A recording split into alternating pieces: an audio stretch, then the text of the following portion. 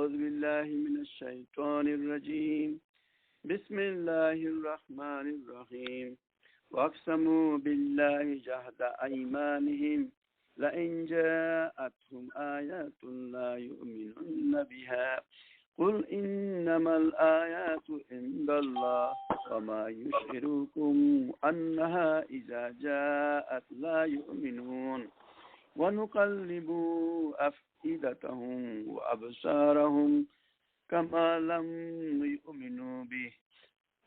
لم يؤمنوا به أول مرة ونذروهم في طغيانهم يعمهون ولو أننا نزلنا إليهم الملائكة عليهم كل شيء قبلا ما كانوا ليؤمنوا إلا أن يشاء الله ولكن أكثرهم يجهلون وكذلك جعلنا لكل نبي عدوا الشياطين الإنس والجن يوحي بعضهم إلى بعض زخرف القول غرورا ولو شاء ربك ما فعلوا فذرهم وما يفترون ولتصغى إليه أفئدة الذين لا يؤمنون بالآخرة وليرضوه وليقترفوا ما هم مقترفون أفغير الله يبتغي حكاما وهو الذي أنزل إليكم الكتاب مفصلا والذين آتيناهم الكتاب يعلمون أنه منزل من ربك بالحق فلا تكونن من الممترين وتمت كلمة ربك صدقا وعدلا لا مبدل لكلماته وهو السميع العليم وإن تطع أكثر من في الأرض يضلوك عن سبيل الله إن يتبعون إلا الظن وإن هم إلا يخرصون إن ربك هو أعلم أن يضل عن سبيله وهو أعلم بالمهتدين فكلوا مما ذكر اسم الله عليه إن كنتم بآياته مؤمنين وما لكم ألا تأكلوا مما ذكر اسم الله عليه وقد فصل لكم ما حرم عليكم إلا ما اضطررتم إليه وإن كثيرا لا يضلون بأهوائهم بغير علم إن ربك هو أعلم بالمعتدين وذروا ظاهر الإثم والباطنة إن الله لا يكسبون الإثم سيجزون بما كانوا يقترفون الحمد لله والصلاة والسلام على أشرف الأنبياء والمرسلين نحمده ونصلي على رسوله الكريم সম্মানিত বোনেরা আসসালামু আলাইকুম ওয়া রাহমাতুল্লাহি ওয়া বারাকাতুহু। আমি প্রথম দিকে নিজেই ভুল করেছি, আমার মনে হয় আমি নরমাল লাইনে ঢুকেছিলাম, এই জন্য বারবার কেটে যাচ্ছিল। আলহামদুলিল্লাহ, আমাকে মনে করে দেওয়ার জন্য স্টার্ট দিয়ে ঢুকে ধন্যবাদ। সময় একটু চলে গেছে। আলহামদুলিল্লাহ, আমি সূরা আনআমের গত সপ্তাহে 108 পর্যন্ত পড়ার পর আমি আর সময় পাইনি। আজকে 109 নম্বর আয়াত থেকে আমি তেলাওয়াত করেছি। এখানেও আল্লাহ রাসূল সাল্লাল্লাহু আলাইহি ওয়াসাল্লাম যে দাওয়াত দিচ্ছিলেন এবং দাওয়াতের যেই রিঅ্যাকশন এবং তখনকার মানুষের যে মেন্টালিটি, সেই জিনিসগুলিকে আল্লাহ তুলে ধরেছেন।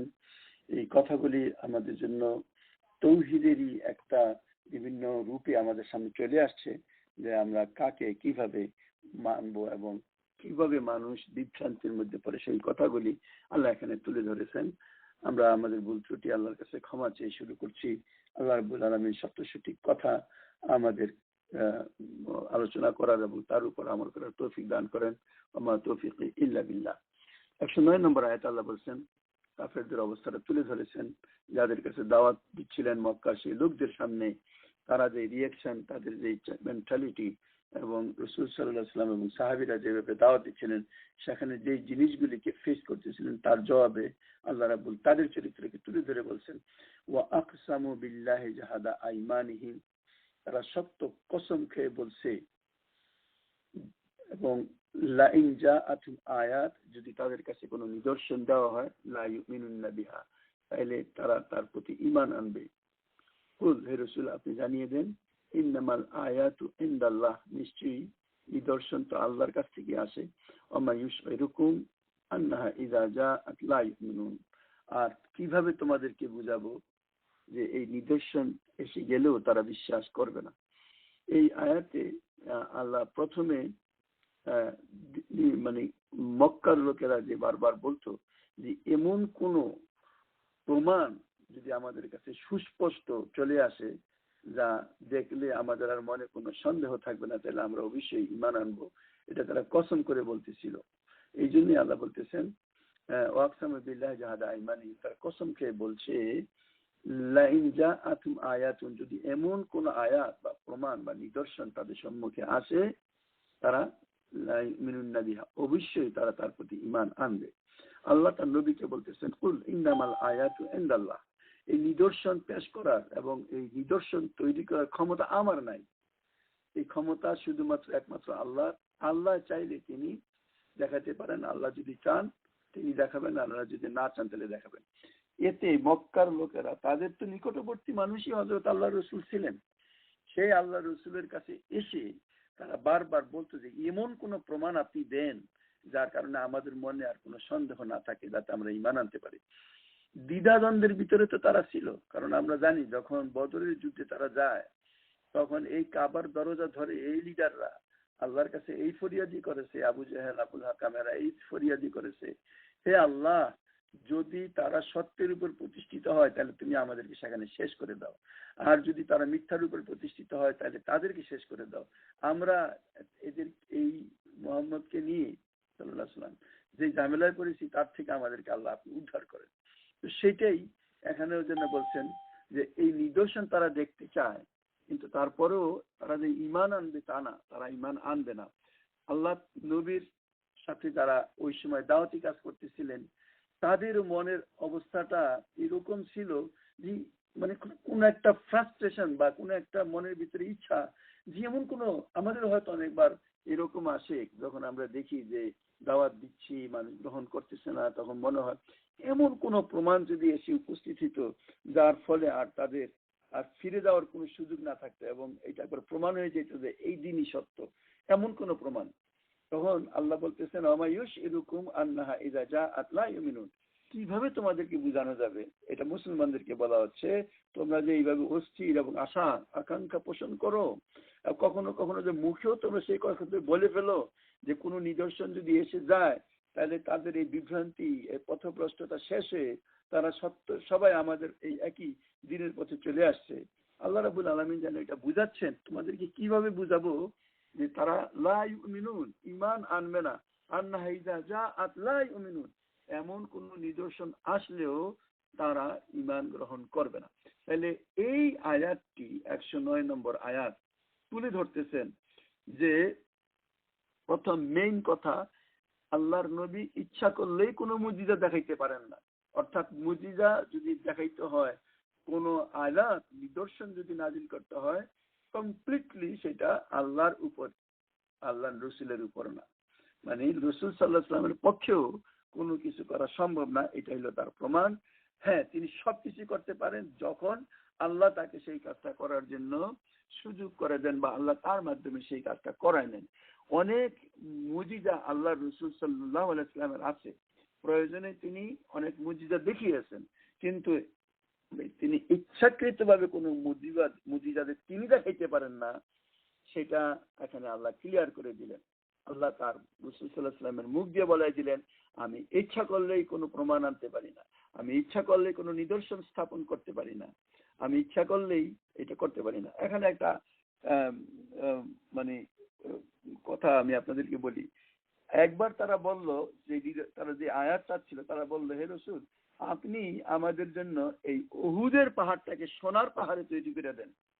আল্লাহ রাসূল সাল্লাল্লাহু আলাইহি ওয়াসাল্লাম আল্লাহর কাছে দোয়া করলেন যে আল্লাহ একটা প্রমাণ স্বরূপ, আপনার তো কোনো অভাব নেই, আপনি জাস্ট কুন ফায়াকুন বলবেন হয়ে যাবে, কোনো সমস্যা নেই, আপনি যে এত ক্ষমতার অধিকারী, আপনি যে সবকিছু করতে সক্ষম তার একটা প্রমাণ আপনি দেখাই দেন। হে রাব্বুল আলামিন, আপনি একবার এই পাহাড়টাকে সোনায় পরিণত করে দেন, যাতে তারা দেখুক, তারা বুঝুক। তখন আল্লাহ রাব্বুল আলামিন বলছেন যে এইটাই সিস্টেম, যখন আল্লাহর কোনো এরকমের প্রমাণ আসে এবং সেই প্রমাণের পর যদি কেউ কাফের থাকে, তাহলে তাদের ধ্বংস ছাড়া আর কিছুই থাকে না। আল্লাহ রাব্বুল আলামিন যে সেইভাবে সুস্পষ্ট করে তোলে না, তার মূল কারণটা হলো এই যে এরা যদিও ঈমান আনবে না, এখন আনবে না, হয়তো আনতে পারে, এমনকি তাদের থেকে যে সন্তান সন্ততি হবে তারা ঈমান আনতে পারবে। আর যদি এখনই এই প্রমাণ দেখানোর পর যদি তারা ঈমান না এলে, তাহলে তার যে রেজাল্ট সেটা হলো টোটালি ডিস্ট্রাকশন, অর্থাৎ এই জাতিকে নিশ্চিহ্ন করে দেওয়া। আল্লাহ যে করুণা সিক্ত, তিনি যে মার্সি, তিনি যে রহমান, তা এইটা আরেকটা প্রমাণ। কারণ আল্লাহর একটা সিস্টেম আছে যে যখন চূড়ান্ত কোনো প্রমাণ তিনি তুলে ধরেন, তখন তার কোনো পরীক্ষার ব্যাপার থাকে না। আমরা আবারও বলি যে এই দুনিয়াটাকে বুঝতে হবে যে এই দুনিয়াতে আল্লাহ আমাদেরকে প্রেরণ করেছেন পরীক্ষা করার জন্য। কিন্তু পরীক্ষার যখন রেজাল্ট হয়ে যাওয়ার পর, প্রমাণ হয়ে যাওয়ার পর, যার যেটা পাইতো সেটা পাইয়ে যাওয়ার পর তার পরীক্ষা থাকে না। এই জন্যই আল্লাহ রাব্বুল আলামিন সুযোগ দেন এই পরীক্ষা দেওয়ার মতো। এখানেও ঠিক সেই কথাটাই, আল্লাহ যেমন এই উহুদ পাহাড়কে সোনায় রূপান্তরিত করার যখন দোয়া তিনি করলেন, তখন বললেন, ইয়া রাসূলুল্লাহ, আপনি বললে আমি তো করিয়ে দিতে পারি, কিন্তু আলটিমেটলি এটা তাদের জন্য লোকসানজনক। কারণ তারপর যদি তারা ঈমান না আনে, তাহলে তো আমার সে আযাবই এরপরে থাকে, আর কিছুই বাকি থাকে না। এই জন্যই তখন আল্লাহ রাসূল বলেন, না আমি সেটা চাই না। তারপরে সেই জিনিস থেকে তারা ফিরে আসলো, এবং সেই কথাটাই যেন আল্লাহ এখানে রাসূল সাল্লাল্লাহু আলাইহি ওয়াসাল্লামের মাধ্যমে, এবং অনেক ক্ষেত্রে সাহাবীদের ভিতরে এরকম এতদিন দাওয়াত দেওয়ার পরেও যখন তারা ইসলাম গ্রহণ করে না, যে অস্থিরতা দেখা যাচ্ছিল, সেই কথাটা আল্লাহ এখানে তুলে ধরেছেন। আল্লাহ রাব্বুল আলামিন বলছেন, ওয়ানুকাল্লিবু আফইদাতাহুম ওয়া আবসারাহুম কামা লা ইউমিনুন। প্রথমে তারা যেমন ঈমান আনেনি, ঠিক তেমনি ভাবে তাদের অন্তরকে এবং দৃষ্টিকে আমি ফিরিয়ে দিচ্ছি। আল্লাহ বলছেন, ওয়ানাযারুহুম ওয়ানাযারুহুম ফি তুগয়ানিহিম ইয়ামাহুন। হে রাসূল, আপনি এদেরকে তাদের বিদ্রোহ এবং অবদ্ধতার মধ্যেই পাগলের মতো ঘুরতে দেন, ঘুরে বেড়ার জন্য ছেড়ে দেন। যেই মানসিকতার কারণে তারা প্রথমবার মুহাম্মদ সাল্লাল্লাহু আলাইহি ওয়াসাল্লামের উপর ঈমান আনেনি, আল্লাহ রাসূলের এত সুস্পষ্ট দাওয়াত শোনার পরেও তাকে মেনে নিতে অস্বীকার করে, ঠিক একই মানসিকতা তাদের মধ্যে এখনো ঠিক একইভাবে কাজ করছে। তাদের যে মেন্টালিটি, এর মধ্যে কোনো পরিবর্তন আসে নাই। তারা এখনো তাদের ইন্টেলেকচুয়াল, তাদের ইন্টেলেক্ট, তারা যেটাকে সঠিক মনে করে সেই বুদ্ধির মার পেছে, এবং তাদের এই সংকীর্ণ দৃষ্টি ও মানে চিন্তা ভাবনার মধ্যেই তারা এখনো ঘুরপাক খাচ্ছে। সুতরাং তাদেরকে যদি এই রকমের প্রমাণও দেওয়া হয়, তবুও তারা সেই জিনিসের প্রতি ঈমান আনবে না, যেমন প্রথমবার ঈমান আনেনি। অর্থাৎ যত রকমের প্রমাণই দেওয়া হোক, আল্লাহ বলছেন তারা একটার পর আরেকটা যুক্তি খুঁজে বের করবে। এবং ইতিহাস তারই সাক্ষী যে এই জিনিস যখন হযরত মুসা আলাইহিস সালাম নিয়ে আসছেন, তারপরে কি তারা ঈমান আনছে? তারা কি তখন ঈমান আনছে? সে একটার পর একটা না যুক্তি তারপরে দিতেই যাচ্ছে। রাসূল হযরত মুসা আলাইহিস সালাম যখন তার আর্মপিটের ভিতর হাত রেখে সেটা জলজল করে জ্বলছিল, তখন তারা বলল যে শ্বেত রোগী হয়েছে। মানে এই রকমের একটা যুক্তি দাঁড় করানোর মধ্যে তারা এক্সপার্ট, এবং সেটাই বলতেছে ফি তুগয়ানিহিম ইয়ামাহুন। ওয়ানাযারুহুম, তাদেরকে ছেড়ে দেন, ওয়ানাযারুহুম ফি তুগয়ানিহিম ইয়ামাহুন, তাদেরকে তাদের এই মানে পাগলামির ভিতরে ছেড়ে দেন, এর বেশি আর কিছু করার নাই। আল্লাহ রাব্বুল আলামিন বলছেন আমি ছেড়ে দিচ্ছি। এরপরে আল্লাহ যুক্তি দিচ্ছেন, ওয়ালাউ আন্নানা নাযালনা ইলাইহিমুল মালাইকাতু, যদি আমি তাদের কাছে ফেরেশতাও নাজিল করতাম, ওয়া কাল্লামাহুমুল মাউতা, এবং মৃতরাও যখন উঠে কথা বলতো, ওয়া হাশারনা আলাইহিম কুল্লু শাইইন কুবলা, এবং তাদের সামনে দুনিয়ার সমস্ত কিছু তাদের চোখের সামনে যদি আমি তুলে উঠাতাম, মা কানু লিয়ুমিনু ইল্লা আইয়াশা আল্লাহ, শুধুমাত্র তারা ছাড়া বাকি কেউ, যাদেরকে আল্লাহ চান, আর কেউ ঈমান আনতো না। ওয়ালাকিন্না আকসারাহুম ইয়াজহালুন, বেশিরভাগ লোকই আসলে দুনিয়াতে অজ্ঞতার সাথে লিপ্ত এবং অজ্ঞতার সাথে কথা বলে।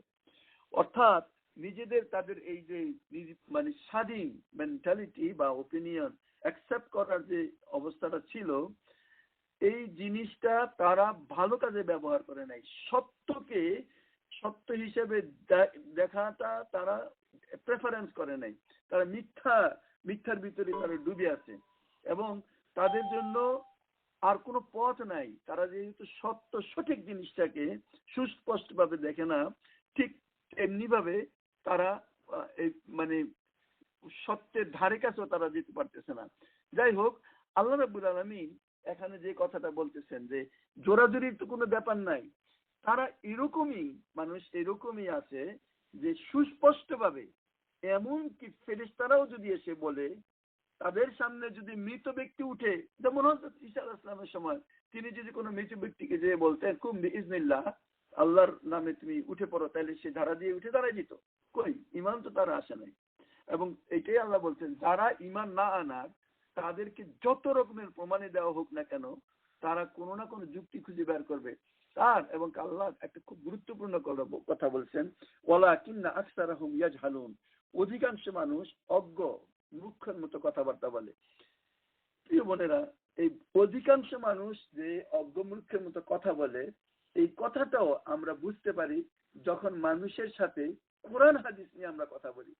যাদেরকে আল্লাহ হেদায়েত দিয়েছেন, যারা হেদায়েত চেয়েছে তাদেরকে আল্লাহ হেদায়েত দিয়েছেন, তারা এই কথাগুলিকে এমন ভাবে গ্রহণ করে মনে হয় যেন আল্লাহ রাব্বুল আলামিন তাদের মনের কথাগুলি তাদের সামনে তুলে ধরতেছেন এবং তারা ইনটুটু প্রতিটা কথা তাদের হৃদয়ের ভিতর যে এমন ভাবে আকর্ষণ করে যে তাদের চোখ থেকে টপ টপ করে পানি পড়তে থাকে এবং এই সত্য সঠিক কথাগুলি তারা ঠিক সেইভাবে গ্রহণ করে। অন্যদিকে অজ্ঞ মূর্খ লোকেরা, তাদের অবস্থাটা এরকম যে যতই কথা বলা হোক না কেন তাদের ভিতরে এইটার কোনো ইমপ্রেশন আসে না এবং তারা এমন ভাবে বিভ্রান্ত যে শেষ পর্যন্ত সত্য সঠিক পথ দেখার যোগ্যতা তাদের নাই। আল্লাহ রাব্বুল আলামিন এখানে বলতেছেন অধিকাংশ লোক জাহেল, অজ্ঞ মূর্খ। প্রিয় বোনেরা, মনে রাখবেন, দিন ইসলাম এমন একটা ধর্ম যেই ধর্ম প্রথমেই মানুষকে শিক্ষিত করতে চায়। আমলের পূর্বে জ্ঞানকে ফরজ করেছে, প্রথমে আমাদেরকে জ্ঞান হাসিল করতে হবে। কোরআন জানা আমাদের উপর আল্লাহ কম্পালসারি করেছেন, কোরআন মুখস্থ করাকে কম্পালসারি করেন নাই। কোরআনকে বুঝা এবং সেই অনুসারে চিন্তা ভাবনা করার জন্য সারা কোরআনে আফালা ইয়াকিলুন, তাদেরকে আকল কাজে লাগে না, আফালা ইয়াতাফাক্কারুন, তারা কি তাদের ফিকির করে না, আফালা ইয়াতাদাব্বারুনাল কোরআন, তারা কি কোরআন সম্পর্কে চিন্তা ভাবনা গবেষণা করে না। এই কথাগুলি বলে জ্ঞানের কথাই আল্লাহ বলছেন যে চিন্তা ভাবনা যদি করে তাহলে মানুষ সত্যকে খুঁজে পারবে। যে সমস্ত লোকজন জাহিলিয়াতের ভিতরে লিপ্ত আছে, অন্ধকারে লিপ্ত আছে, তাদেরকে কে পথ দেখাবে? তারা পথ পাবে না, এটাই কথা। কারণ তারা তো সেই পথ চায় না, তারা তো সিনসিয়ার না। কোন ব্যক্তি যদি সিনসিয়ারলি আল্লাহর কাছে হেদায়েত চায়, অবশ্যই আল্লাহ রাব্বুল আলামিন হেদায়েত দিবেন। কেউ সিনসিয়ারলি হেদায়েত চাবে, আল্লাহ দিবেন না, এটা তো জুলুম হইতে পারে। এরকম জুলুম নাউজুবিল্লাহ মিন যালিক আল্লাহ করতে পারেন না, কিন্তু তারা চাইতো না। আল্লাহ রাব্বুল আলামিন দুনিয়ার সবকিছু কোন বান্দাকে না চাইলেও দিতে পারেন, কিন্তু একটা মাত্র জিনিস যা তিনি না চাইলে দিবেন না, এবং সেটা হলো হেদায়েত। এই হেদায়েত পাওয়ার জন্য আল্লাহ এই জন্যই ঘুরায় ফিরে বিভিন্ন সারা কোরআনের ভিতরে বিভিন্ন যুক্তি যে তুলে ধরেছেন যে তোমরা আমার কাছে হেদায়েত চাও, এবং আমি আপনি দিনে অন্তত পক্ষে 30 বার আল্লাহর কাছে হেদায়েত চাই।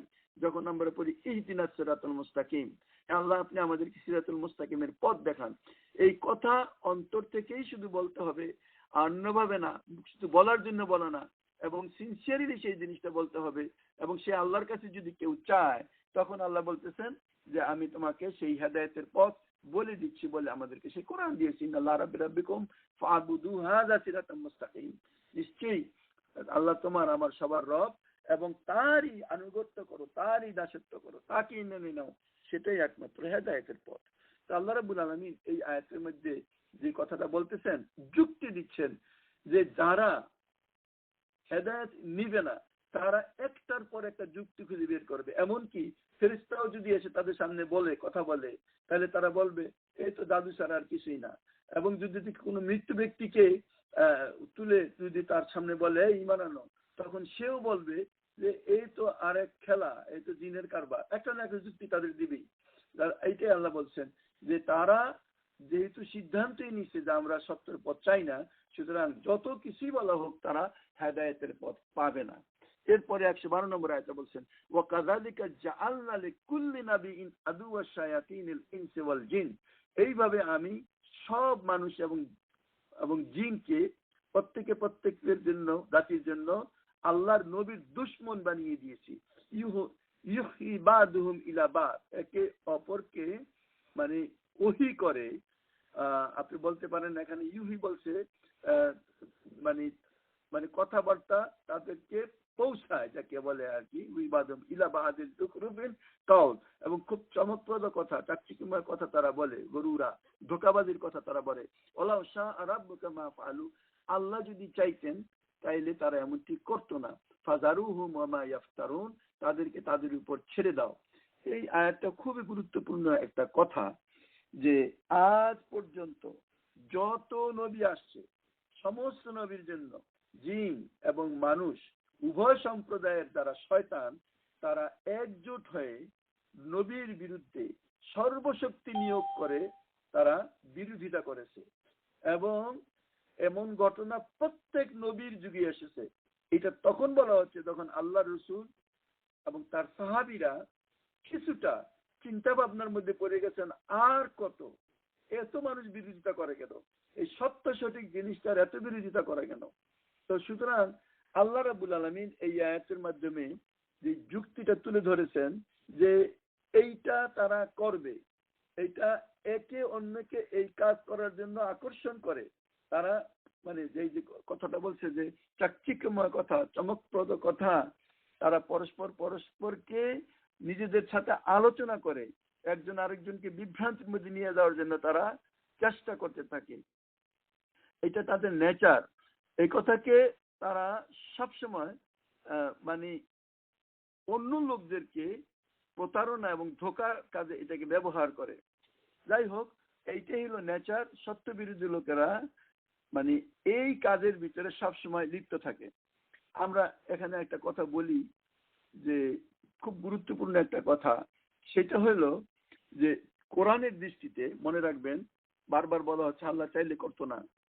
আল্লাহ রাব্বুল আলামিনের ইচ্ছা এবং চাওয়া এবং আল্লাহর সন্তুষ্টি, তার মধ্যে কিন্তু পার্থক্য আছে। এই পয়েন্টটা খুব গুরুত্বপূর্ণ। মানে আল্লাহর চাওয়া, আল্লাহর ইচ্ছা আর আল্লাহর সন্তুষ্টির মধ্যে পার্থক্যটা কি? কোনো ব্যক্তি যদি চুরি করতে চায় আর আল্লাহ যদি তাকে চুরি করতে না দেন তাইলে সে চুরি করতে পারবে না, এটা ঠিক। কেউ যদি বদমাশি করতে চায়, আল্লাহ যদি ইচ্ছা করেন তাকে আমি বদমাশি করতে দিব না, তাহলে তার পক্ষে সেটা করা সম্ভব না। কিন্তু আল্লাহ কেউ চুরি করুক, বদমাশি করুক, সেই জিনিসকে যদি আল্লাহ না চান তাহলে সে করতে পারবে না। তাইলে নিশ্চয়ই সে চায় এবং সেই ক্ষেত্রে সে করুক, এইটাও আল্লাহ চায়। এটাও আল্লাহ চায় যে সে মানে আল্লাহ চায় মানে কি, আল্লাহ তাকে ইজেন বা পারমিশন দেয়, সেই জন্য সে করতে পারে। কিন্তু এই জিনিসটা আল্লাহর সন্তুষ্টি নয়, বরং এটা আল্লাহর অসন্তুষ্টি। এটা কথাটা এরকম যে আল্লাহ এই দুনিয়াতে আমাকে আপনাকে কেন প্রেরণ করেছেন? মনে রাখবেন, প্রেরণ করেছেন শুধুমাত্র এই আদম সন্তান জিনদেরকে দিয়ে তিনি যে তৈরি করেছেন জান্নাত এবং জাহান্নাম, এই উভয়টাকেই তিনি পরিপূর্ণ করবেন। এখন কোনো ব্যক্তি যদি খারাপ কাজ করার সুযোগই না পায়, তাকে তো পরীক্ষাই হলো না। পরীক্ষার দাবি তো এটা যে তাকে একটা লিবার্টি দেওয়া হবে, তাকে একটা স্বাধীনতা দেওয়া হবে। স্বাধীনতা দেওয়া হবে, সে ইচ্ছা করলে খারাপও করতে পারে, ইচ্ছা করলে সে ভালোও করতে পারে, এইটুক তার স্বাধীনতা আছে। কিন্তু এই যে ঠিক, চোর যখন চুরি করে, কেউ যদি বদমাশি করে, আল্লাহ তাকে রুখে না বলেই, মানে প্রিভেনশন করে না বলে সে সেটা করতে পারে, কিন্তু এইটা আল্লাহকে সন্তুষ্ট করে না। আল্লাহ এতে সন্তুষ্ট হন না। আল্লাহ সন্তুষ্ট হন যখন সে নেক কাজ করে, ভালো কাজ করে। এই জন্যই আমরা যে কথাগুলি আমরা দেখি, মানে বিভিন্ন রকমের জুলুম, হ্যাঁ, অনেক সময় আমরা বলি, আমরা আজকে দেখি দুনিয়ার বুকে মানুষের উপর কত রকমের নির্যাতন করে, অত্যাচার করে, হত্যা করে, জালেম সম্প্রদায় বিপর্যয় সৃষ্টি করে। এবং এই কাফের মুশরিকরা তাদের কুফরি এবং শিরকের মাধ্যমে মুমিন মুত্তাকি লোকদের জীবনকে তছনছ করে দিয়েছে।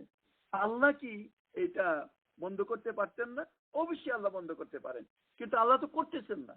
কেন করতেছেন না? এই জন্য যে তাকে যে মানে সেই করার যে ক্ষমতা, মানে সে ডিসাইড করছে যে আমি এটা করব। আর আল্লাহ যদি, যেমন কোরআনে হচ্ছে ফাসানুইয়াসসিরুহুম লিল ইউসরা ফাসানুইয়াসসিরুহুম লিল উসরা, যে ভালো কাজ করতে চায় তার জন্য ভালো কাজটা আল্লাহ সহজ করে দেন, যে খারাপ কাজ করতে চায় তার জন্য খারাপ কাজটাও আল্লাহ সহজ করে দেন। কিন্তু ভালো কাজ করলে আল্লাহ সন্তুষ্ট এবং খারাপ কাজ করলে আল্লাহ অসন্তুষ্ট। এটা আমাদেরকে বুঝতে হবে, কারণ এই কথাটা না বুঝলে অনেকেই বিভ্রান্তির মধ্যে পড়ে। অনেকে বলে যে আমি যে চুরি করেছি আল্লাহর ইচ্ছাই তো আমি করেছি, আল্লাহর ইচ্ছা ছাড়া তো গাছের একটা পাতাও নড়ে না, সুতরাং আমি যে চুরি করলাম বা আমি যে বদমাশি করলাম, এই বদমাশি করাটার কারণে এর পিছনে তো আল্লাহর ইচ্ছাই ছিল না, আল্লাহর ইচ্ছা ছিল না। এটা সে ভুল করে, বরং তোমার ইচ্ছা ছিল, তুমি করতে চেয়েছো, সেই জন্য আল্লাহ সেটা বাধা দেয় নাই। আল্লাহ যদি সেটা বাধাই দিত তাহলে তো আল্লাহর পরীক্ষা হয় না। আল্লাহ দুনিয়ার সব মানুষকে মানে তার একটা করণীয় কাজ নির্ধারিত করে দিয়েছেন, সবাই যার যার কাজ করতেছে, কিন্তু একমাত্র মানুষ সেই জিনিস যাকে আল্লাহ কম্পেল করে নাই, বাধ্য করে নাই কোনো একটা ভালো কাজ করতে বা কোনো একটা খারাপ কাজ করতে। বাধ্যই যদি করতো তাহলে তার পরীক্ষার প্রশ্ন নাই, বাধ্য করে নাই বলে তার একটা পরীক্ষা হবে। তাকে এই ফ্রিডম অফ চয়েস যাকে বলে, এইটাই হলো সেই জিনিস যেটার কারণে তাকে বিচার করা হবে। প্রিয় বোনেরা, আপনারা এই কথাটা খুব ভালো করে খেয়াল করে রাখবেন, কারণ এই বিভ্রান্তির মধ্যে অনেকেই হাবুডুবু খাচ্ছে যে, এবং অনেকে তার অপকর্ম কুকর্মকে জাস্টিফাই করে যে আল্লাহ যদি না চাইতেন তাহলে তো আমি করতে পারতাম না, সুতরাং আমি যেটা করতেছি তার মানে আল্লাহ এর ভিতরে সন্তুষ্ট আছেন। এইখানে সে ভুল করে। আল্লাহ তাকে এই কাজটা করতে চেয়েছে বলেই চোর যখন চুরি করতে আসে তখন ঘরের মানুষকে জাগিয়ে দেয় না, এই জন্য যাতে সে চুরি করতে যে ইচ্ছা করেছে সেটা পূরণ করুক, যাতে কিয়ামতের দিন যখন আল্লাহর সম্মুখে দাঁড়াবে তখন সুযোগের অভাবে সে চুরি করতে পারে নাই, এরকম যাতে না সুযোগ হয়। কোনো ব্যক্তি যদি কুকর্ম করতে চায় এবং তার সুযোগে যদি আল্লাহ তার সামনে না এনে দেন, তাহলে সে যে কুকর্ম করার একটা মানুষ, সেই জিনিসটা প্রমাণ কিভাবে হবে? এই জন্য আল্লাহ তাকেও সব রকমের সুযোগ করার সম্মুখীন করে দেয়। এখন এটা তার চয়েস, তার ফ্রিডম অফ চয়েস, যে সে কোনটা গ্রহণ করবে, সেটা করবে না করবে। এটাই হলো মূল কথা, যে আল্লাহ চাওয়া ইচ্ছা এর ভিতরে এবং আল্লাহর সন্তুষ্টির ভিতরে পার্থক্য আছে। কেউ খারাপ করতে চায়, আল্লাহ সেটা তাকে করতে সুযোগ করে দেন, কিন্তু আল্লাহ সন্তুষ্ট হন না। আর যখন ভালো কাজ করে তখন আল্লাহ সেটা করার সিদ্ধান্ত ব্যক্তি নিয়েছে, তখন আল্লাহ সেটা তার জন্য করা মানে স্কোপ তৈরি করে দিয়েছেন, প্রসেস এনে দিয়েছেন। হ্যাঁ, আপনি যদি নামাজ পড়ার সিদ্ধান্ত নেন তাহলে আপনাকে নামাজের ব্যবস্থা সুযোগ কোনো না কোনো ভাবেই আল্লাহ রাব্বুল আলামিন করে দিবেন। আমি পরশুদিন উদাহরণস্বরূপ আমি দিই, আমার মন চাইছিল একটু রিল্যাক্স মুডে নামাজ পড়বো। আমি সফর করতেছিলাম, আমি কোথায় ওই সেই কি বলে ডালাস এয়ারপোর্টে, মনে মনে বললাম যে একটু ভালো করে একটু নামাজটা পড়ি, মাগরিব আর এশা একসাথে, আমার কিছুক্ষণ টাইম আছে। আমি হঠাৎ উপরের দিকেই তাকায় দেখি লেখা আছে চ্যাপলেন B25, মানে গেট নাম্বার 25-এ এখানে দেখা যায় যে নামাজের জায়গা আছে, ওটা কাছে আমার ছিল। তা আমি নামাজ বললাম যে আজকে আমার মনটা চাইছিল যে রিল্যাক্স মুড, আমি সবসময় রাস্তাঘাটে যেখানেই হোক না কেন, সিটের পাশে এখানে সেখানে, আলহামদুলিল্লাহ। আমি তখন আবার বললাম যে হ্যাঁ, আমার মনটা চাইছিল, আল্লাহ সুযোগ করে দিচ্ছেন, আর হয়তো বা আমার মন না চাইলে আমার জন্য সেই সুযোগটা আসতো না। একটা উদাহরণ আপনাদেরকে দিলাম। এইটা হলো ন্যাচারাল, যে আপনি সিদ্ধান্ত নেন কিন্তু পরীক্ষা আপনার হবে, এইটাই আল্লাহর পরীক্ষা, এইটাই আল্লাহর খেলা। এরপরে আয়াত আল্লাহ বলছেন ওয়ালি তাসগা ইলাইহি আফইদাতুল্লাযিনা লা ইউমিনুনা বিল আখিরাহ। এই সব কিছু আল্লাহ রাব্বুল আলামিন বলছেন আমি এই জন্য করি, যারা আখিরাতে বিশ্বাস করে না তাদের অন্তর সবসময় এই প্রতারণা ঝুঁকি এদিকে আপনি ঝুঁকে পড়ুক, এবং তারা এই সমস্ত জিনিসের মানে বলছে এবং তারা এই সমস্ত দুষ্কর্ম এবং খারাপ কাজ যেগুলি তারা করতে চায় সেগুলি যাতে তারা করতে পারে। তাদের অন্তর যেহেতু এইদিকে টার্ন করেছে, তাদের অন্তর যখন এইগুলির প্রতি আকৃষ্ট হয়েছে, সুতরাং এই যারা এই সমস্ত জিনিসের প্রতি অগ্রসর হয়েছে, সুতরাং আমি তাদের অন্তরটাকেও সেই দিকে ঝুঁকাই দিলাম যাতে তারা সেই কাজগুলি করে। আরো সহজ করে বলি, এই সমাজের বুকে আমরা থাকি, এখানে এই সোসাইটিতে বিভিন্ন রকমের প্রোগ্রাম হয়। আপনি দেখবেন যে এখানে বার্থডে পার্টি হয়, এখানে বৈশাখী পার্টি হয়, এখানে আরো বিভিন্ন রকমের গানের পার্টি, নাচের পার্টি, এই সমস্ত জিনিস হয়। যখন কোনো ব্যক্তি এই কাজগুলিকে সঠিক মনে করে তখন তার এইগুলির প্রতি একটা আকর্ষণ সৃষ্টি হয় এবং সেই জন্য পয়সা খরচ করে টিকিট কেনে। এখন যদি বাংলাদেশ থেকে কোনো গায়িকা বড় গায়িকা আসে, তাইলে বহু মানুষ দেখবেন যে 500-1000 টাকা পর্যন্ত দিয়ে তাকে সাহায্য করে এবং তার সেই পার্টিতে যায়, যেটা আমি বিভিন্ন জায়গায় শুনি। সেখানে হলে জায়গা হয় না। তো এইটাই কথাটা যেন বলেন যে তাদের মানে এই অন্তর তখন এইভাবে ঝুঁকে পড়ে সেই সমস্ত খারাপ দিকের দিকে, যে তারা সেইগুলিকে খুব আনন্দময় মনে করে এবং এগুলিকে খুব আকর্ষণীয় মনে করে এবং সেগুলির দিকে অগ্রসর হয়। ঠিক সেইখানে যারা আল্লাহকে ভয় করে এই সমস্ত প্রোগ্রাম, তো তাদের কাছে যদি কেউ জোর করে নিয়েও যায়, তাহলে মাছকে যেমন পানির থেকে তুললে তার ছটফট করে, সেই ব্যক্তি ছটফট করে সেখান থেকে বের হয়ে আসবে।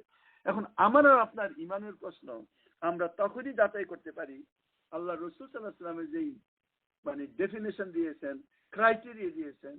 ইমান আছে ওই ব্যক্তি যে অন্যায় দেখলে সেটাকে ঘৃণা করে, আর যখন ন্যায় দেখে তখন সেটার প্রতি আকৃষ্ট হয়। ইমান যখন কোনো ভালো কাজ দেখে তখন সেই কাজটাকে অ্যাপ্রিসিয়েট করে, ভালো লাগে তার কাছে, মন্দ মানে কোনো যে কোনো নেকমূলক কাজ তার প্রতি খুব আকর্ষণীয় হয়, এইটা তার ইমান আছে লক্ষণ। আর যখন দেখা যায় কোনো ব্যক্তির আকর্ষণ গান বাজনা নাচ এই সমস্ত অশ্লীলতা ড্রিঙ্ক পার্টি এই সমস্ত দিকে আকৃষ্ট হয় বা এগুলির দিকে তার মনটা চাচ্ছে, তখন বুঝতে হবে যে তার ভিতরে গন্ডগোল আছে, তার ইমান নাই। যদিও সে মুখে দাবি করে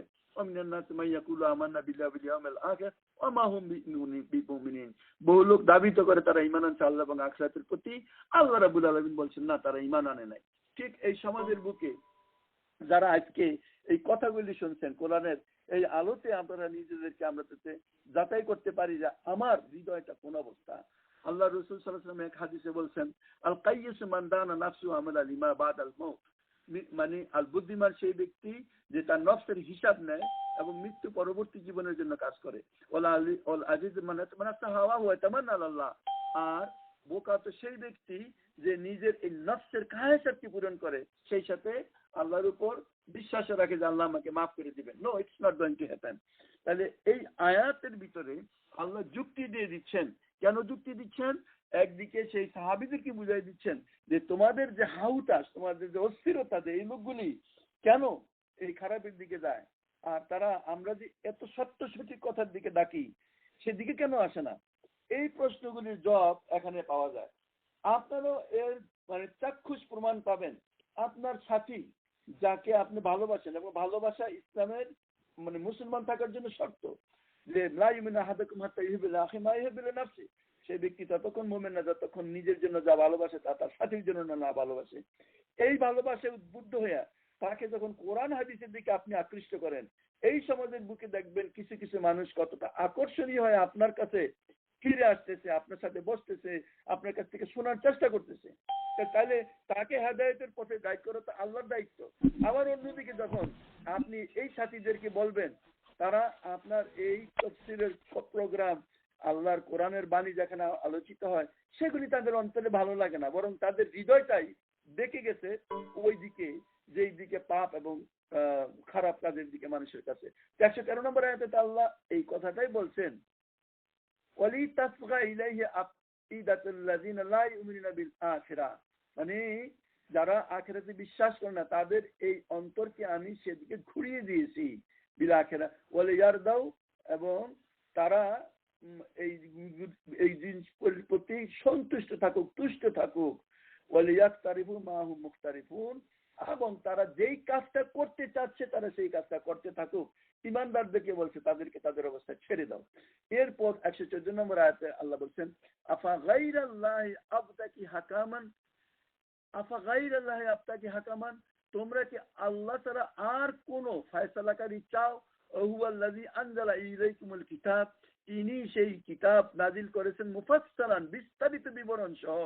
ওয়াল্লাযীনা আতাইনাহুমুল কিতাবা, এর পূর্ব আমি যাদেরকে কিতাব দান করেছি, ইয়ালামুনা আন্নাহু মুনাজ্জালুম মির রাব্বিকা বিল হক, তারা জানে এই কিতাব আল্লাহর পক্ষ থেকে নাজিল হয়েছে তোমার প্রতি। ফালা তাকুনান্না মিনাল মুমতারিন, সুতরাং তোমরা সন্দেহের মধ্যে পড়বা না। এখানে এই আয়াতে নবী সাল্লাল্লাহু আলাইহি ওয়াসাল্লামের যে কথাটা দিয়ে আল্লাহ এখানে বুঝাচ্ছেন এবং সেটা মুসলমানদেরকে বলা হচ্ছে, এই কথার অর্থ হলো যে আল্লাহ নিজের কিতাবে সুস্পষ্টভাবে এই সত্য কথাগুলি এক্সপ্লেইন করে দিয়েছেন, সুস্পষ্টভাবে বলে দিয়েছেন এবং সিদ্ধান্ত তিনি জানিয়ে দিয়েছেন। কোন সুপার ন্যাচারাল ওয়েতে ইন্টারফেয়ার করা এবং এটা আল্লাহর সিস্টেম না। এবং সত্যপন্থীদের দ্বারা এই দিনের কাজ, এই দাওয়াতি কাজ করে, তাদের একটা ন্যাচারাল ওয়েতে চেষ্টা করার প্রয়োজন আছে, মানে এই চেষ্টা তারা চালাই দিতে হবে। এই ক্ষেত্রে মনে রাখতে হবে যে তাদের কাজ হইল প্রচেষ্টা চালানো। আল্লাহর ইচ্ছা যে এই লোকগুলি যদি ভাগ্যবান হয় হেদায়েতের, তাহলে আল্লাহ হেদায়েত দিবেন, আর নাইলে নাই। কোন মুজিজা পাঠানোর মাধ্যমে তাদেরকে কনভিন্স করবেন, this is not Allah system. এটা আমাদের জন্য একটা বিরাট বড় শিক্ষা। আর 2 নম্বর কথা হইল যে যাদেরকে এই কিতাব দান করা হয়েছে তারা জানে যে এই কিতাব আল্লাহর পক্ষ থেকে আসছে এবং এই কিতাব সত্য, এবং সুতরাং তোমরা কোনো সন্দেহ করো না। আমার একটা ঘটনা মনে পড়ে গেল। আমি একবার সফর করার সময় আমার পাশে একজন বয়স্ক এবং একটা ছোট বেবি বলতে 9, 10 পরে বেবি, মানে তার ছেলে, বাপ এবং ছেলে, এরা আমার পাশেই বসছে। তা আমি এরা ওদের দেশে বুঝলাম যে এরা রাবাই, অর্থাৎ ইহুদি ধর্মযাজক এবং তার ছেলে, এবং ধর্মীয় একটা মানে ফ্যামিলি। আমি দেখি যে তারা অনেকক্ষণ একটা বই খুলে পড়তেছে। তো বই খুলে কি পড়ে আমার একটু ইন্টারেস্ট লাগলো। আমি ওই পাশে, আমার পাশেই বসছে সেই রাবাই, তাকে জিজ্ঞাসা করলাম এটা কিসের বই। আমি দেখতেছি এটা হচ্ছে যে প্রেয়ার ফর ট্রান্সপোর্টেশন, মানে সফরের দোয়া। আমি বললাম তুমি ওইটা আমাকে একটু পড়তে দাও। দেখলাম বইটার একদিকে ইংলিশ লেখা, আরেকদিকে হিব্রু ভাষায় লেখা। ইংলিশ ভাষায় যেটা আছে, দোয়াটা যেটা আছে, সেই দোয়াটা এক্সাক্ট আমাদেরই দোয়া, একেবারে আমরা যেই দোয়া সফরে পড়ি সেই দোয়াটাই, কোনো ব্যস্কম নাই। তা আমি অবাক হয়ে তাকে জিজ্ঞাসা করলাম তুমি এটা কি পড়তেছো, এই দোয়া? তো আমি মুসলিম, আমি বললাম আমি মুসলিম। Yes, I understand. I'm বললাম যে what are you reading? The exact prayer is written for my religion, Islam. So yes, it should be. Why do you think it should be? Because it comes from the same source. I said, do you believe this? So yes, I believe it. মানে একই source থেকে আসছে, সুতরাং এই দুইটা জিনিস একই রকম হবে। আমি বললাম তুমি বিশ্বাস করো? বলে হ্যাঁ তুমি বিশ্বাস করো। তুমি কিভাবে এটা বিশ্বাস করলা? তো অবশ্যই বিশ্বাস করি আমি। তা আমি বললাম যে আল্লাহ রসুলের কয়েকটা কথাবার্তা আমি বললাম। হ্যাঁ তিনি তো লেখাপড়াও জানতেন না, তিনি তো জানতেন না, কিন্তু তোমার এই বইয়ের কথাগুলির সাথে তো তার কথার পুরো মিল আছে। বলতে he is also guided by the same source from where Musa was guided. আমি what are you saying? Then এটাই যদি হয়ে থাকে তাহলে তুমি আর আমি এই পার্থক্যটা কি? আচ্ছা আমি বলতেছি না যে তুমি আমার ধর্ম গ্রহণ করো না কেন, বলে তাহলে তুমি কেন এক ধর্মে, আমি কেন এক ধর্ম? সে বলছে ওকে ইউ গট দিস, আল্লাহ তোমাকে চুজ করছে মুসলমান হওয়ার জন্য, মুসলমান হইছো। আমাকে আল্লাহ চুজ করছেন, আমাকে আল্লাহ চুজ করছেন যে আমি ইহুদি ঘরে জন্মগ্রহণ করবো, আমি ইহুদি জন্মগ্রহণ করি, সেটা তো আল্লাহর ইচ্ছা ছিল। সুতরাং আমারটাও তুমি স্বীকার করে নাও যে আল্লাহর পক্ষ থেকে আসছে, যেমন আমি তোমারটা স্বীকার করছি, আর তুমিও আমারটা স্বীকার করে নাও যে আমার এটা আল্লাহর পক্ষ থেকে আসছে। ওকে তুমি তোমার ভাবে থাকো, আমি আমার ভাগে থাকি। আমি যেটা করতেছি তুমি কি বলতে পারো এটা আল্লাহর পক্ষ থেকে আসে নাই? আমি না, তা তো আমি বলছি না, কারণ তোমরা যে কিতাবটা পড়ো তাওরাত, এটা তো আমার কিতাবেরই। তুমি তাকে নবী মানো, সেও তো আমারই নবী। মুসাকে তো আমিও নবী মানি। যখন তুমি স্বীকার করো দেন ইট ইজ ওকে, কারণ এইটাও তো আমাকে আল্লাহ চুজ করে এখানে পাঠিয়েছেন, আমাকে এটাই মানতে দাও। আর তুমি যেটা মানো, তখন আমি একটা যুক্তি তাকে দিলাম। বলে দেখো তুমি কোন একটা অফিসে কাজ করো এবং সেই অফিসে তোমার স্যার বা তোমার বস একটা সার্কুলার দিচ্ছে যে আজকে থেকে রেগুলার অফিস 8টার সময়, every day you go to at 8 o'clock। কিন্তু কিছুদিন পরে একটা সার্কুলার আসলো যে এখন থেকে তুমি অফিস আসবা 7টার সময়। এখন তুমি কোনটা ফলো করবা? চুপ হয়ে বললো যে আমাকে তো 7টার সময় ফলো করতে হবে। আমি বললাম যে যদি 8টার সময় ফলো করো তাহলে কি তুমি ফায়ার হবে না? Yes, maybe I'll be fired. And then just think, আমি আর কিছু বাড়ি নেই, আমি শুধু এইটুকুই বললাম যে তোমার কথাটা যদি সত্য হয়ে থাকে তারপরেও তো যেটা লেটেস্ট সেটা তোমাকে মানতে হবে। তো এখন তাদেরকে মানে এই যে কথাগুলি আল্লাহ কোরআনে বলছেন যে যাদেরকে আমি এর পূর্বে কিতাব দিয়েছিলাম তারা জানে এই কিতাবটা তাদের রবের পক্ষ থেকেই আসছে, সত্যতা সহকারে নাজিল করছে। সুতরাং তারপরেও তারা যে মানতেছে না, এই জন্য এর জন্য তুমি সন্দেহ করো না, তারা মানুক বা না মানুক এটা তাদের ব্যাপার। তোমার মনে বা মুসলমানদের মনে যাতে কোনো রকম এটা প্রাইমারি স্টেজে যখন ইসলাম আর সোর্স অফ কি বলেন নাজিল, মানে কিতাব নাজিল হচ্ছে তখনকার কথা। সাহাবাদের ভিতরে বলতো, এরা অনেকেই বলতো, তাদের কাছে যে জিজ্ঞাসা করতো যে এই কিতাবের কথা বলে, অথচ তোমাদের কাছে একটা কিতাব আছে, তখন তারা সত্য সঠিক কথা না বলে এদিক সেদিক কথাবার্তা বলতো যে এর ভিতরে এই আছে না আছে। এই জন্য ইমানদারদেরকে বলছে ফালা তাকুনান্না মিনাল মুমতারিন। এই যে আয়াত ওয়াল্লাযিনা আতাইনাহুমুল কিতাব, এর পূর্বে আমি যাদেরকে কিতাব দিয়েছি, ইয়ালামুনা আন্নাহু মুনাজ্জালুম মির রাব্বিকা বিল হক, তারা জানে যে এই কিতাব সত্যতা সহকারে আল্লাহর কাছ থেকে নাজিল হয়েছে। যেমন আমি আপনাদেরকে আমার ব্যক্তিগত উদাহরণটা দিলাম, পাশে বসে আমার সফর করতেছে আর সেই ব্যক্তির সাথে, এবং সে ধর্মীয় মানে রাবাই, সে বড় জ্ঞানীগুণী লোক, সেও যদি এই যুক্তিটা দেয়, এরপরে যখন আমি তাকে আনতে পারলাম না, সে বলে তুমি তোমারটা নিয়ে থাকো, আমি আমারটা নিয়ে থাকো, then we have nothing to do. কিন্তু আমাকে আল্লাহ এরপরে বলছেন ফালা তাকুনান্না মিনাল মুমতারিন, সুতরাং কোন সন্দেহ পোষণকারীদের মধ্যে যাতে তোমরা না যাও। এরপরে আল্লাহ বলছেন ওয়াতাম্মাত কালিমাতু রাব্বিকা সিদকাম ওয়া আদলা, তোমার রবের কথা তাম্মাত কমপ্লিট হয়েছে, সিদকান ওয়া আদলান, সততা এবং ইনসাফের দিক দিয়ে, লা মুবাদদিলা লিকালিমাতি, আল্লাহর এই কথায় কোনো পরিবর্তন নাই, ওয়া হুয়া সামিউল আলিম, তিনি সব কিছু শোনেন। মানে আল্লাহর এই কোরআন যেইভাবে নিয়ে আসা হচ্ছে, সেই কিতাব এতটাই সুস্পষ্ট এবং এতটাই ইনসাফপূর্ণ, এবং এই কিতাবের চেয়ে যে বেস্ট কিছু না হইতে পারে তার প্রমাণ যেমন আছে, তারপরেও আল্লাহ বলতেছেন না মুবাদদিলা লিকালিমাতি। এই যে মানুষ হঠাৎ করে বড় মুজিজা দেখার মাধ্যমে মানুষকে দিনের পথে আনার যে মনের ভিতরে যে প্রচেষ্টা, এইটা আল্লাহ বলতেছেন তিনি জানেন, ও হুয়া সামিউল আলিম, তিনি সর্ব বিষয় শুনেন এবং জানেন, তিনি তারা চাচ্ছে সেটাও জানেন, but this is not Allah system. এরপরে আল্লাহ খুব গুরুত্বপূর্ণ একটা কথা বলছেন, ওয়ান তুতি আকসারা মান ফিল আরদ, যদি মানে আল্লাহ রসুলকে বলছেন যদি তোমরা দুনিয়াবাসীর অধিকাংশ মানুষকে ফলো করো, তাদের অনুসরণ করো, আনুগত্য করো, ইউদিল্লুকা আন সাবিলিল্লাহ, তারা তোমাকে আল্লাহর পথ থেকে বিচ্যুত করে ফেলবে। ইয়াত্তাবিউনা ইল্লা যান, তারা অধিকাংশই জান, তাদের ধারণা আন্দাজ অনুমানের ভিত্তিতে চলে, ওয়াইনহুম ইল্লা ইয়াখরুসুন, এবং তারা সেইভাবে নিজেদের জিনিসকে তৈরি করে। এটা গুরুত্বপূর্ণ একটা কথা। বর্তমানে এত সত্য হওয়ার পরেও আমরা কিন্তু দুনিয়াতে মাইনরিটি, এবং সবসময় দুনিয়ার অধিকাংশ লোক নির্ভুল জ্ঞানের পরিবর্তে আন্দাজ অনুমানের ভিত্তিতে সিদ্ধান্ত গ্রহণ করে। তাদের যে বিশ্বাস, তাদের যে দর্শন, তাদের যে চিন্তাধারা, তাদের যে জীবন যাপনের যে প্রিন্সিপাল এবং কর্মের যে অ্যাকশন, এই সবগুলি জিনিস সবগুলি তারা যেহেতু কিতাব থেকে নেয় নাই, ধারণার মাধ্যমে তারা তৈরি করে, এবং সেই ধারণার মাধ্যমে আন্দাজ অনুমানের মাধ্যমে তারা যে জীবন ব্যবস্থা তৈরি করেছে, সেই জীবন ব্যবস্থা যে কত মারাত্মক, কত ডেঞ্জারাস, কতটা একজনের প্রতি আরেকজনের জুলুম, এই দুনিয়ার চারিদিকে তাকাইলে আমরা সেই জিনিসগুলিকে দেখতে পাই। আমরা দেখতে পাই যে, উদাহরণ দিই আমি, এক কমিউনিজমের নামে 7,6,13,00,000 মানুষকে হত্যা করা হয়। আপনি চিন্তা করতে পারেন না, লক্ষ লক্ষ কোটি কোটি মানুষকে হত্যা করে মানুষ। আর সেই কমিউনিজম মানে মানবতার যে কত বড় শত্রু, যারা তাদের এই দেশের অবস্থা দেখেন, তারা শুধুমাত্র বুঝতে পারবেন যে সেখানে মানবতা কাকে বলে।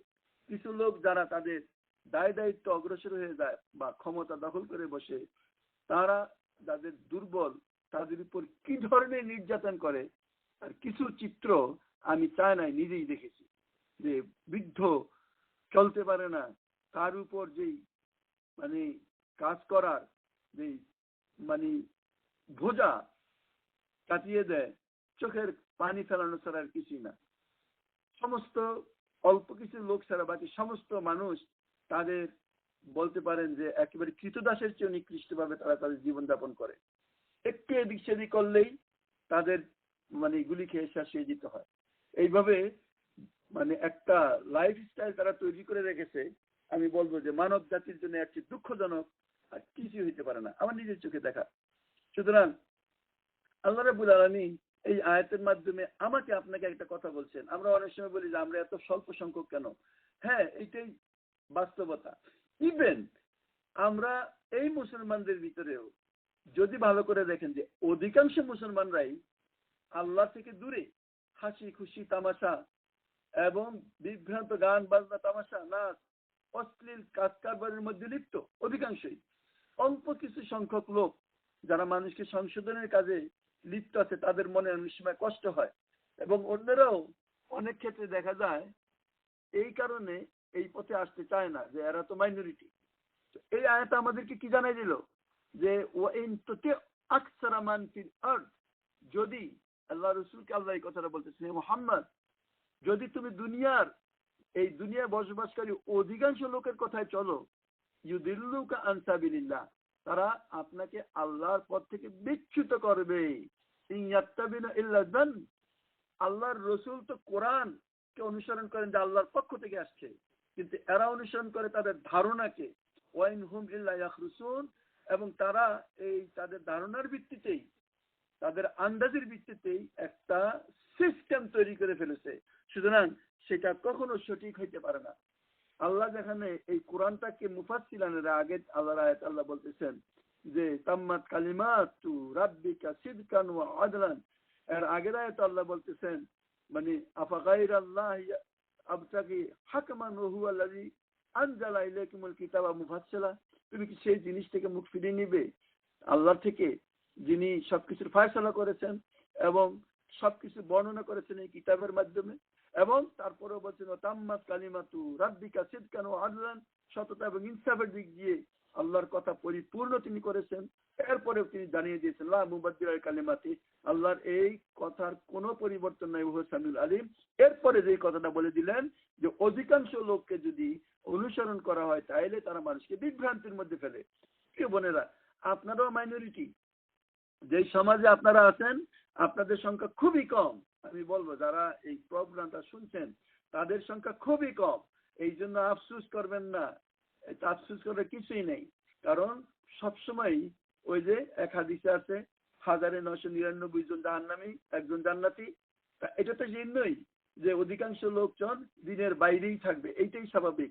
এটাই বলছে অন্তত আকসারা মান ফিল আরদি ইউদিল্লুকা আন সাবিলিল্লাহ, যদি দুনিয়ার অধিকাংশ লোককে অনুসরণ করা হয় তা মানুষকে পথভ্রষ্ট করবে। এই ইয়াত্তাবিনা ইল্লা যান্নাহুম ইল্লা ইয়াখরুসুন, তারা শুধুমাত্র ধারণার ভিত্তিতে সেই সমস্ত কাজ করে।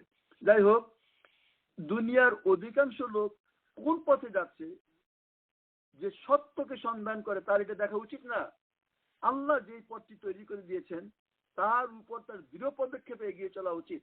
এই পথে তার দুনিয়াতে কেউ সঙ্গী থাকুক আর না থাকুক, যদি আর কেউ না চলে আপনাকে একাই চলতে হবে। মনে রাখবেন, আপনার সঙ্গী কেউ না হইলে আপনি একাই চলবেন, কারণ আপনার কবরে আমার কবরে আমি একাই যাব। জিনাকুম ফুরাদা কামা খালাকনাকুম আউওয়ালা মাররা, এটা একটা দৃঢ়তার ব্যাপার। আল্লাহ আমাদেরকে সেই সুযোগ দেখ, আমরা যাতে অধিকাংশ লোক কোন দিকে চলে কিভাবে চলে বিভ্রান্তির মধ্যে না পারি। কেউ চলুক আর না চলুক, আমাকে এই পথেই চলতে হবে, এর কোনো বিকল্প নাই। আর আল্লাহ এখানে বলছে অন্তত আকসারা মান ফিল আরদি ইউদিল্লু, অধিকাংশ লোক অনুসরণ করলে তারা পথভ্রষ্ট করবে, এই কথাটা মনে রাখবেন।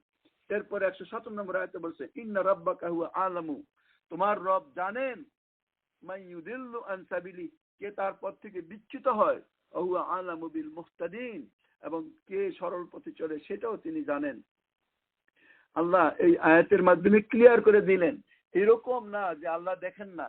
আমার আপনার উপর যদি এই পথে চলতে গেলে যে বিপদ আপদ মুসিবত আসে আমরা যাতে ভুলে না যাই যে আল্লাহ দেখতেছেন, আল্লাহ অবশ্যই দেখতেছেন। তারপরে আবার প্রশ্ন আসে তাহলে আল্লাহ আমাকে কেন এখানে সুযোগ দেন না? হ্যাঁ, আপনাকে যদি এই দুনিয়ার বুকে পরীক্ষা করতে হয় তাইলে আপনাকে সেই পথে চলতে দেওয়াটাই আল্লাহর ইচ্ছা, যাতে প্রতিটা পরীক্ষায় আপনার মর্যাদাও উপরে যেতে পারে। কিন্তু যদি সেই বিপদে পড়ে পরীক্ষায় পড়ে আপনি বিফল হয়ে মানে হাল ছেড়ে পিছনে চলে যান তাহলে আপনি ফেল করলেন। মনে রাখবেন এই কথাগুলি। এরপর আল্লাহ সিস্টেম এখানে একটু বদলে আয়াতের অন্য জায়গায় আসছেন, এটা হয়তো আপনাদের অনেকের খুব গুরুত্বপূর্ণ আয়াত মনে হবে। আল্লাহ বলছেন ফাকুলু মিম্মা যিকরা ইসমাল্লাহি আলাইহি ইন কুনতুম বিআয়াতিহি মুমিনিন, আল্লাহর যদি আয়াতে তোমরা বিশ্বাসী হয়ে থাকো তাহলে যেই পশুর উপর আল্লাহর নাম নেওয়া হয়েছে তার গোশত তোমরা খাও। এখানে কিছু গুরুত্বপূর্ণ কথা আছে এই আয়াতের মাধ্যমে, বিশেষ করে এই দেশে থাকার কারণে আমরা কোন গোস্ত খাবো আর কোন গোস্ত খাবো না সেই প্রশ্ন অনেক সময় আমাদের মধ্যে এসে যায়, এবং সেটা আমরা চিন্তা ভাবনা করি। দুনিয়ার বেশিরভাগ মানুষ সবসময় নিজেদের ধারণা এবং কল্পনা এবং আন্দাজ এর ভিত্তিতে অনেক সময় বহুত ভুল কর্মপন্থা অবলম্বন করে, এবং অনেক ক্ষেত্রে দেখা যায় সেইগুলিকে তারা ধর্মীয় মানে আদেশ নিষেধের অংশ হিসেবে তারা প্রমাণ করে। খাওয়া দাওয়ার ব্যাপারে এটা বেশিরভাগ ক্ষেত্রে হয়। এই সমস্ত অনেক বিষয় এইরকম প্রচলন হয়ে গেছে যে জিনিসগুলিকে নিজেরাই মানুষ হালাল করে নিয়েছে, অথচ আল্লাহর বিধান সেগুলিকে হারাম করেছিল।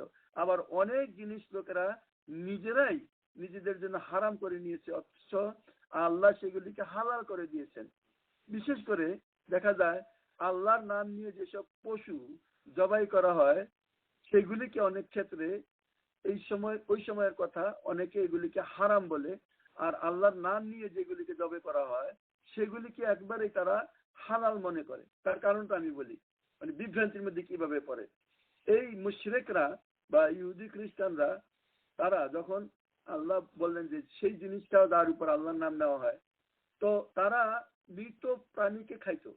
তো মৃত প্রাণীতে খায়, আর এই জন্য তারা বলে যে জিনিস আল্লাহ জবাই করছেন, যে জিনিস আল্লাহ হালাক করছেন, যে জিনিস আল্লাহ মৃত্যু দান করছেন, অর্থাৎ অটোমেটিক যেটা মৃত্যু, তোমরা সেটা খাও না।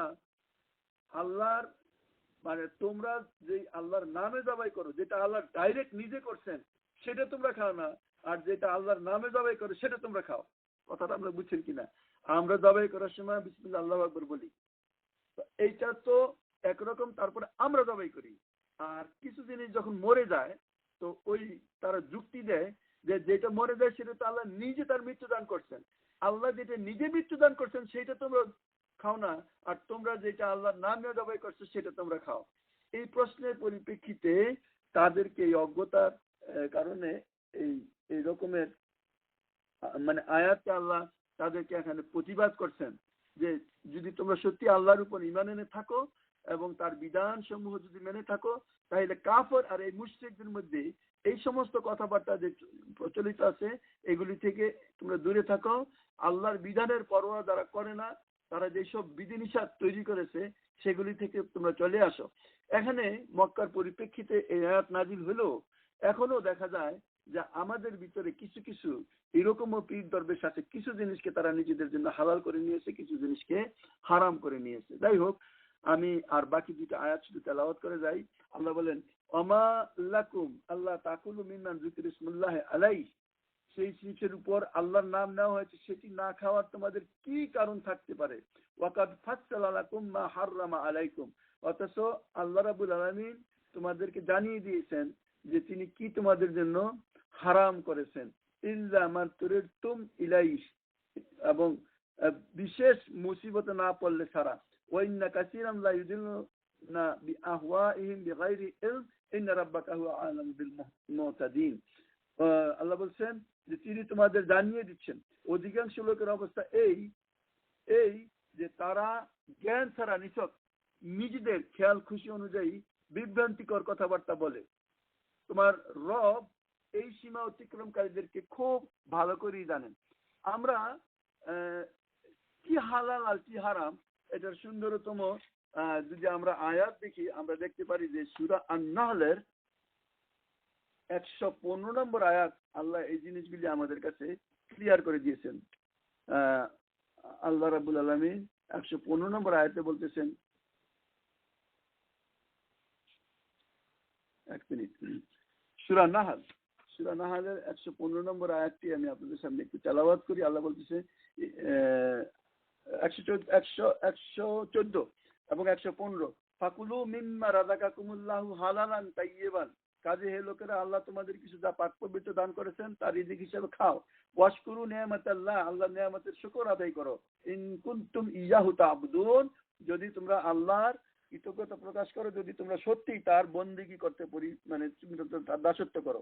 ইন্নামা হাররামা আলাইকুমুল মাইতাতা ওয়াদ-দামা ওয়া লাহমাল খিনজির ওয়া মা উহিল্লা লিগাইরিল্লাহি বিহি ফামান ইত্তুররা গায়রা বাগিন ওয়ালা আদিন ফাইন্নাল্লাহা গাফুরুর রহিম। আল্লাহ এতে বলছেন আল্লাহ যা কিছু তোমাদের হারাম করেছেন তা হচ্ছে কি কি জিনিস হারাম করেছেন? মৃতদেহ, রক্ত, শুকুরের গোশত এবং যে প্রাণীর উপর আল্লাহ ছাড়া অন্য কারো নাম নেওয়া হয়, তবে যদি কেউ আল্লাহর আইনের বিরুদ্ধে আচরণ করার ইচ্ছা পোষণ না করে অথবা প্রয়োজনের সীমা না ছাড়িয়ে ক্ষুধার জ্বালায় বাধ্য হয়ে এসব খেয়ে নেয়, তাহলে নিশ্চয়ই আল্লাহ ক্ষমাশীল। এই আয়াতের মাধ্যমে আল্লাহ যেই জিনিসকে আল্লাহ হারাম করেছেন সেই জিনিসের একটা ক্লিয়ার কাট কথা তিনি এখানে আমাদেরকে জানাই দিচ্ছেন।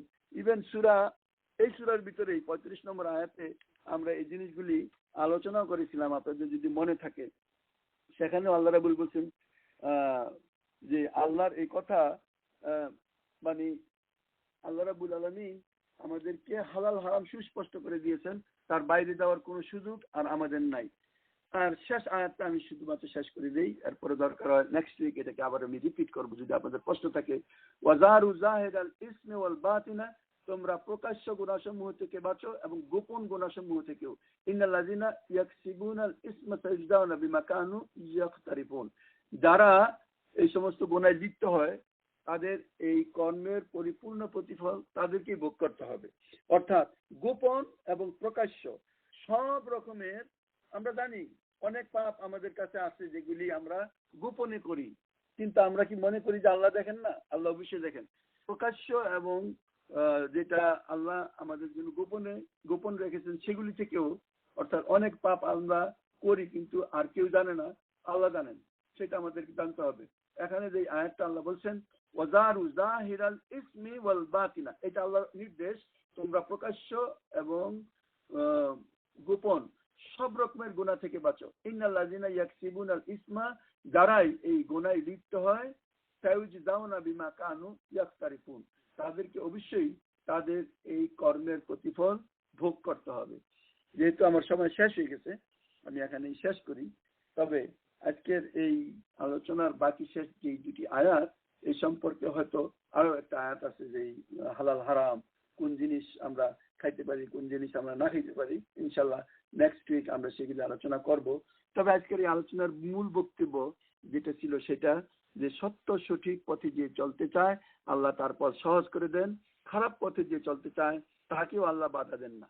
আল্লাহর একটা ইচ্ছা, মানে আল্লাহ বাধা দেয় না বলেই আল্লাহ সব কাজে সন্তুষ্ট হন না। তিনি কোন কাজে সন্তুষ্ট হন সেটা আলাদা জিনিস, আর কোন কাজে অসন্তুষ্ট হন সেটা আমাদেরকে বুঝে নিতে হবে।